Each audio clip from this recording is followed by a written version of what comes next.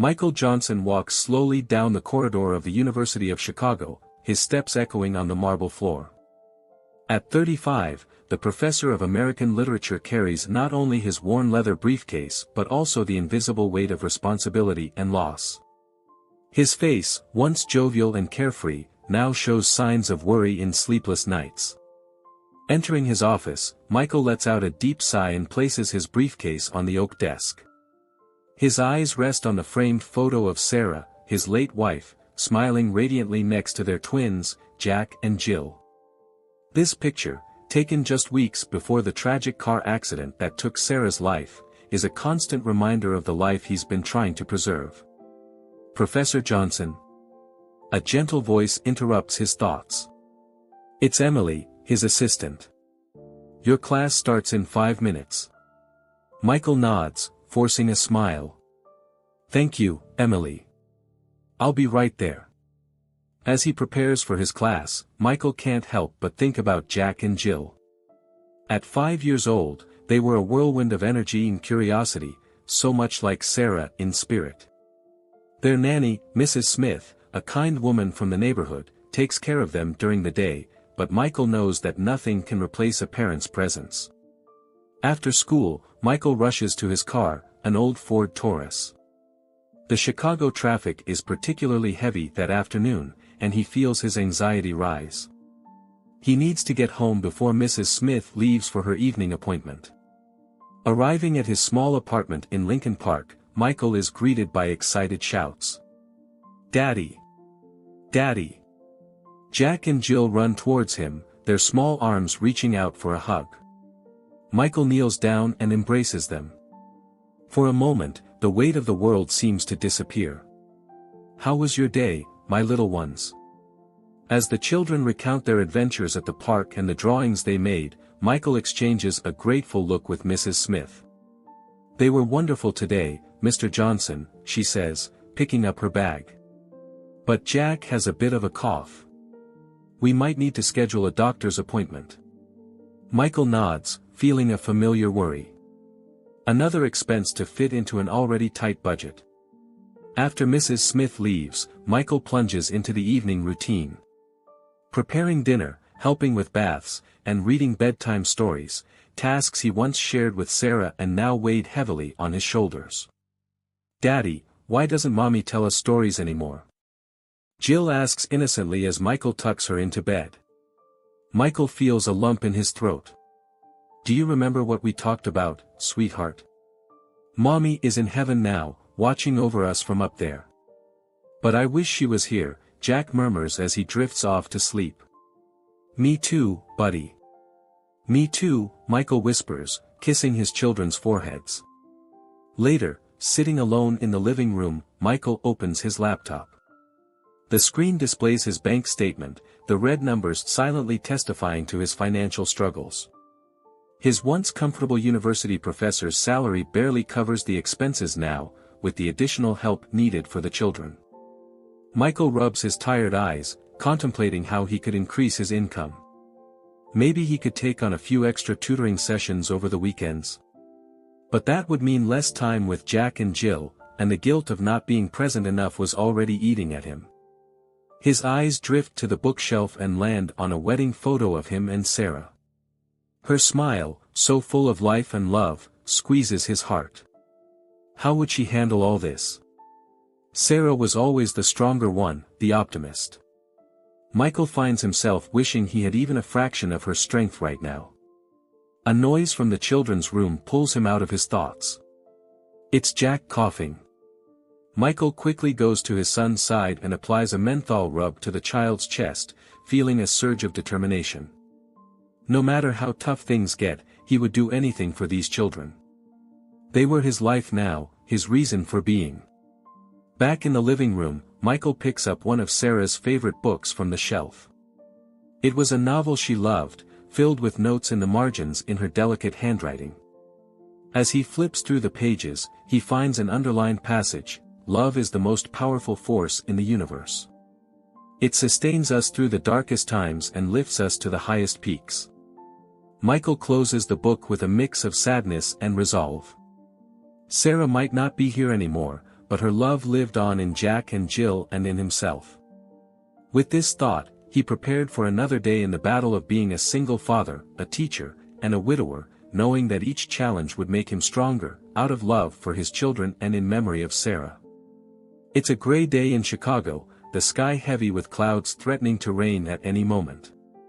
Michael Johnson walks slowly through the winding paths of Graceland Cemetery, holding Jack and Jill's hands firmly.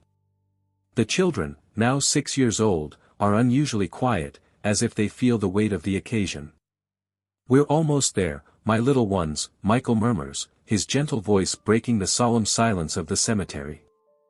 Finally, they stop in front of a white marble headstone. Sarah Johnson's name is engraved in gold letters, along with the dates marking her brief but full life. Michael feels a lump in his throat as he reads the words, "beloved wife and mother," beneath her name. "Hi, Mommy," Jill says softly, placing a small bouquet of daisies at the base of the headstone. Jack, meanwhile, sets down a colorful drawing next to the flowers. Michael looks at his children with a mixture of pride and sadness. "Do you want to tell Mommy about your week?" The children nod and begin to talk animatedly, recounting their school days, their friends, and the little adventures of daily life. Michael steps back, allowing the twins to have this moment with the mother they barely knew. As the children talk, Michael senses a presence behind him. Turning, he sees a middle-aged man standing a few feet away. The stranger has graying hair and wears a dark coat. His eyes are fixed on Jack and Jill with an expression Michael can't decipher. Instinctively, Michael places himself between the stranger and his children. "Can I help you?" he asks, his voice a mix of curiosity and caution. The man seems to snap out of a trance, his eyes finally meeting Michael's. "I'm sorry, I didn't mean to intrude," he says, his voice gravelly and low. "My name is Robert. I knew Sarah." Michael feels a wave of surprise. In the year since Sarah's death, no one outside of close family and friends had mentioned knowing her. "You were her friend?" he asks, still wary. Robert hesitates, his gaze shifting back to the children. "Not exactly. But there's something you need to know about Sarah, and about the children." A shiver runs down Michael's spine. "What are you talking about?" Robert steps forward, lowering his voice. "Not here, not in front of the children. Can we talk in private?" Michael glances at Jack and Jill, who are now busy examining nearby headstones. Turning back to Robert, he reluctantly nods. "Okay, but make it quick." They move a few steps away, keeping the children within sight. Robert, nervous, wrings his hands as he speaks. "Mr. Johnson, what I'm going to tell you might be hard to hear, but it's the truth. Sarah kept a secret about Jack and Jill." Michael feels his heart race. "What kind of secret?" Robert takes a deep breath before continuing. "Jack and Jill aren't your biological children." The world seems to spin around Michael. He leans against a nearby headstone, his legs feeling weak. "That's impossible. Sarah never. She underwent fertility treatments," Robert says gently. "At a clinic in New York. Without your knowledge." Michael shakes his head, incredulous. "No, you must be mistaken." "How do you know this?" "I worked at the clinic back then," Robert replies. "It was 7 years ago. Sarah came alone, desperate to have children. She used an anonymous donor." Michael looks at Jack and Jill, his mind a whirlwind of conflicting emotions. Part of him wants to yell at Robert, accuse him of lying. But another part, a part he doesn't want to acknowledge, starts to remember little details: Sarah's strange comments about her trips to New York, her insistence on not doing genetic tests when the twins were born. "Why are you telling me this now?" Michael finally asks, his voice trembling. Robert averts his gaze. "I have my reasons. I believe you deserve to know the truth." Before Michael can respond, Jill's voice calls out to him. "Daddy, we're hungry." Michael turns back to Robert, his mind still reeling. I need to go. But this isn't over. We need to talk again. Robert nods and hands Michael a piece of paper with a phone number on it. Call me when you're ready to know more. As Michael walks away, rejoining Jack and Jill, he feels like the ground has been pulled out from under him. The world he knew, the family he loved, everything seemed to have been turned upside down in a matter of minutes. Looking at his children's smiling faces, Michael wonders how something that feels so right, so natural, could be based on a lie. And most of all, what this means for their future. 3 days have passed since the encounter at the cemetery, and Michael can't stop thinking about Robert's words. After putting Jack and Jill to bed, he finally finds the courage to call the number Robert gave him. Hello. Robert's gruff voice answers on the other end. This is Michael Johnson, Michael says quietly, not wanting to wake the children. We need to talk. Half an hour later, Michael is sitting in a discreet cafe in downtown Chicago, an untouched cup of coffee in front of him. Robert arrives shortly after and sits down with a weary sigh. Thank you for seeing me, Robert begins. I know this must be hard for you. Michael nods stiffly. You said there were other things I needed to know. I'm listening. Robert clasps his hands on the table. As I mentioned, I worked at the fertility clinic in New York when Sarah came for treatment.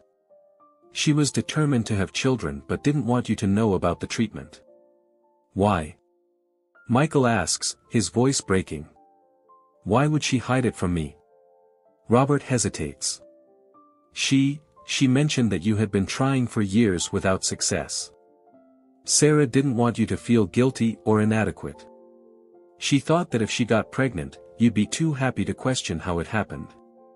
Michael closes his eyes, recalling the countless failed attempts, Sarah's silent tears. But why a donor? Why not use my genetic material? The doctor suggested there might be a genetic incompatibility between you two, Robert explains gently. Using a donor would significantly increase the chances of success. Michael feels like he's been punched in the gut. And you? What's your role in all this? Robert looks away. I was a lab technician at the clinic. I'm the one who processed the donor sample for Sarah's treatment. So, you know who the biological father is? Michael asks, a mix of dread and curiosity in his voice. Robert remains silent for a long moment. Michael, I'm the biological father of Jack and Jill. The world seems to stop. Michael feels the blood drain from his face. What? How is that possible? It was a terrible mistake, Robert says, his voice shaking. There was a mix-up with the records. My sample, which I had donated years earlier, was accidentally used for Sarah's treatment. Michael rises abruptly, his chair scraping the floor. This is madness. You must be lying. Robert reaches out, pleading. Please, Michael, I understand your anger. But it's the truth. I only discovered it recently when I had medical tests done and realized the dates didn't match up. Michael storms out of the cafe, ignoring Robert's calls. The streets of Chicago seem blurry as he walks aimlessly, trying to process what he just heard. Hours later, Michael finds himself back home, sitting in the dark living room. His eyes fall on the family photos on the wall, lingering on the images of Jack and Jill. He had always noticed that the twins didn't resemble him much, but he had attributed that to Sarah. Now, looking closer, he starts to see subtle features that remind him of Robert. Doubt begins to gnaw at his heart. What if Robert was telling the truth? What if Jack and Jill weren't his biological children? Michael picks up his phone, his fingers hovering over his family doctor's contact information. Part of him wants to schedule a DNA test immediately, to put an end to this uncertainty once and for all. Another part of him is terrified of confirming what Robert had said. As he contemplates this decision, Michael hears a noise from the children's room. He goes to check and finds Jill awake, clutching her teddy bear. Daddy, I had a bad dream, she murmurs sleepily. Michael scoops her up in his arms, feeling the familiar comfort of holding his daughter. Biological or not, he realizes the love he feels for Jack and Jill is real and undeniable. "Everything's okay, sweetie," he whispers, kissing the top of her head. "Daddy's here. I'll always be here." As he rocks Jill, Michael knows that no matter the outcome of the DNA test, these children are his. The love and bonds they share are stronger than any genetics. The weeks following Robert's revelation are a whirlwind of emotions for Michael. During the day, he tries to maintain normalcy for Jack and Jill, but at night, when the children are asleep, he finds himself tormented by doubt and anxiety. One Saturday afternoon, while the children play in the park, Michael can't help but notice a man sitting on a nearby bench. The man has gray hair and familiar features that make Michael's heart skip a beat. It's Robert. Michael watches, a mix of fascination and horror, as Robert gazes at Jack and Jill with undeniable tenderness. At that moment, Michael begins to notice the similarities: Jack's eye shape, Jill's smile, little gestures and mannerisms he had always attributed to random genetics. "Daddy, look what I found!" Jack shouts, running towards him with a colorful feather. Michael forces a smile, trying to push away the disturbing thoughts. That evening, after putting the children to bed, Michael sits at his computer, the cursor blinking on a DNA testing lab's website. With trembling hands, he fills out the request form. A few days later, Michael discreetly collects hair samples from Jack and Jill, feeling like an intruder in his own home. The envelope containing the samples feels like a lead weight in his hands as he drops it off at the post office. The 2 weeks waiting for the results are agonizing. Michael finds himself obsessively studying his children's faces, looking for traces of himself, of Sarah, of Robert. Every smile, every look, every gesture seems laden with new meaning. Finally, the email arrives. Michael stares at his computer screen for long minutes before he can bring himself to open it with a click. The words jump off the screen, cold and impersonal: probability of paternity, 0%. Michael feels the ground give way beneath him. Even though part of him expected this result, seeing the confirmation in black and white is devastating. Silent tears stream down his face as he rereads the result, hoping the words will magically change. That night, Michael can't sleep. He sits by Jack and Jill's bed, watching them sleep peacefully, oblivious to the storm raging around them. How could he look at them now, knowing they don't share his blood? How could he continue being their father, knowing another man, Robert, was their true parent? But as Jill stirs in her sleep, murmuring softly, "Daddy," Michael's heart aches. Biological or not, these children were his. He had cradled them when they cried, kissed their bruises, celebrated every little victory. The love he felt for them was real and deep, transcending any genetic connection. In the days following the DNA test results, Michael struggles to reconcile his conflicting emotions. On one hand, he feels betrayed by Sarah, hurt that she kept such a significant secret. On the other hand, he understands her desire to have children, her yearning to create the family they both dreamed of. Michael finds himself observing Robert from afar, noticing his coincidental appearances in places they frequent. He sees the longing in the man's eyes as he watches Jack and Jill and feels a mix of compassion and jealousy. One evening, while helping Jill with her homework, she looks up at him with her big brown eyes, Robert's eyes, he realizes, and asks, "Daddy, you and Mommy loved each other a lot, right?" The innocent question hits Michael like a punch to the gut. "Yes, sweetheart," he replies, his voice trembling. "We loved each other very much." "Then why do you look so sad when you talk about her?" Jack asks, his eyes wide and curious. Michael swallows hard, fighting back tears. "Sometimes, when you love someone a lot and lose them, you feel sad for a while. But it doesn't mean the love isn't there." That night, after the children are asleep, Michael sits on the balcony of his apartment, looking out at the lights of Chicago. His heart is heavy with conflicting emotions.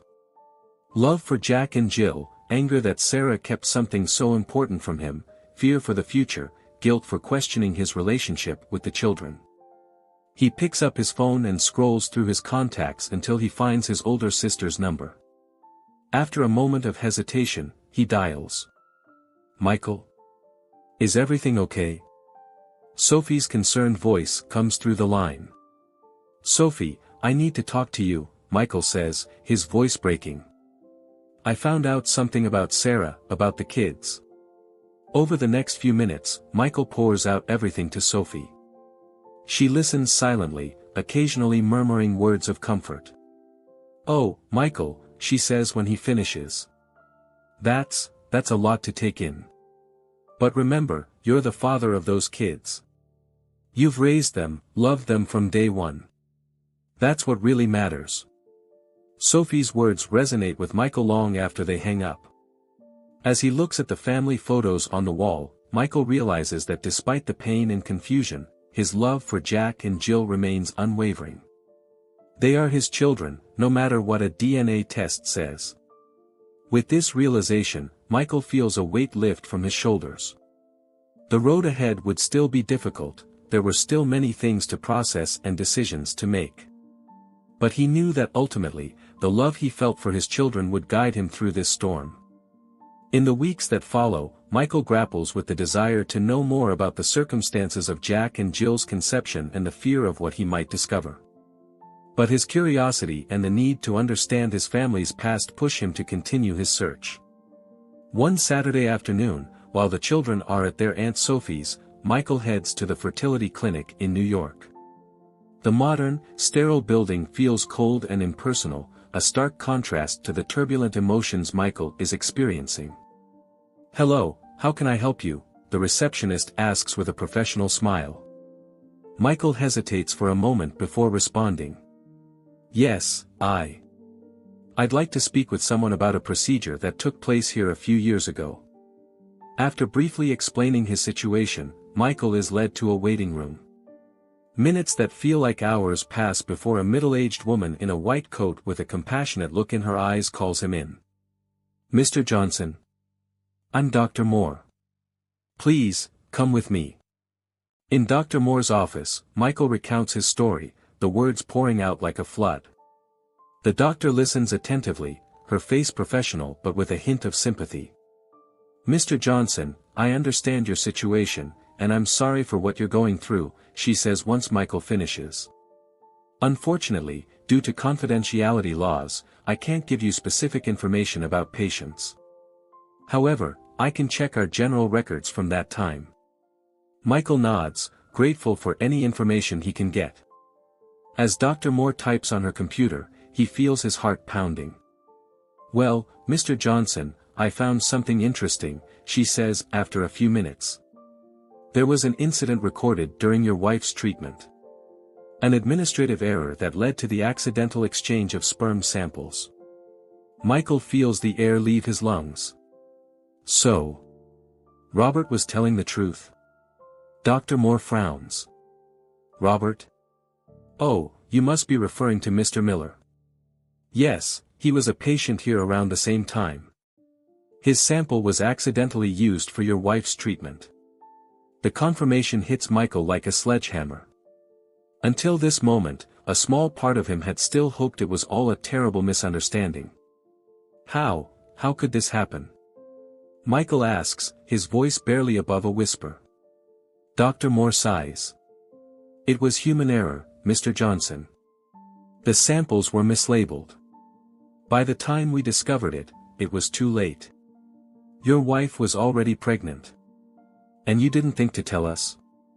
Michael asks, anger starting to mix with confusion. "The decision was difficult," Dr. Moore admits. "Your wife was already in her second trimester when we found out. She begged us not to tell you." Michael closes his eyes, feeling a wave of conflicting emotions. The anger at the lie, the sadness of the broken trust, but also a reluctant understanding of Sarah's impossible dilemma. "Mr. Johnson," Dr. Moore's gentle voice brings him back to the present. "I know this is a shock, but I want to stress that legally and in every other way, you are the father of these children. Mr. Miller has no legal rights over them. Michael nods mechanically, his mind still reeling from all he's learned. As he leaves the clinic, he feels drained, as if he's run an emotional marathon. On the drive back to Chicago, Michael finds himself thinking about Sarah, about what she must have felt carrying this secret. He imagines her fear, her guilt, her desperate desire to protect the family they had created together. Arriving home, Michael finds a voicemail from Robert. "Michael, I know this is hard, but we need to talk. There's something else you need to know." Michael looks at the phone, a million thoughts racing through his mind. What else could Robert possibly have to tell him? What more is there to know? As he considers calling back, Michael hears the front door open. Sophie walks in with Jack and Jill, their faces lighting up at the sight of their father. "Daddy," they shout in unison, running to hug him. At that moment, holding his children in his arms, Michael knows that no matter what else he discovers, these children are his. The love he feels for them is real, deep, and unshakable. Armed with this certainty, he prepares to face whatever comes next. In the days following his visit to the clinic, Michael finds himself in a whirlwind of emotions. The confirmation of the medical error and knowing that Sarah chose to keep the secret weigh heavily on his mind. However, the unconditional love he feels for Jack and Jill remains his anchor amidst the emotional storm. A week after the revelation at the clinic, Michael finally musters the courage to call Robert back. With trembling hands, he dials the number. "Hello, Michael." Robert's hesitant voice answers on the other end. "Yes, it's me," Michael replies, trying to keep his voice steady. "You said there was more I needed to know." Robert pauses before continuing. "Yes, I think we should meet in person to discuss this. It's too complicated for a phone call." Michael's stomach churns, but he agrees. They arrange to meet the next day at a quiet cafe in downtown Chicago. The following morning, Michael arrives early at the cafe, his hands sweaty as he waits for Robert. When he sees him walk in, Michael can't help but notice the similarities between Robert and the children. "Thank you for coming," Robert begins as he sits down. His face is tense, his frown lines more pronounced than ever. "What else is there to know, Robert?" Michael asks, eager to get it over with. Robert takes a deep breath before starting. "Sarah and we met at the fertility clinic. We were both undergoing treatment and became friends. When she found out about the pregnancy and the mistake with the samples, she came to me." Michael feels his heart race. Did you have an affair?" No, Robert quickly replies. "Not at all. Sarah loved you deeply, Michael. She was desperate and confused. We talked a lot about what to do. In the end, she decided to keep it a secret to protect you and the family you both wanted so much." Michael closes his eyes, processing the information.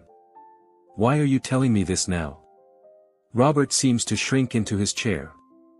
"Because Sarah made me promise that if anything happened to her, I would tell you the truth. She didn't want you to find out by accident or through a DNA test. She wanted you to know that her decision was motivated by love, not betrayal." Robert's words hit Michael like waves, each bringing a new emotion to the surface.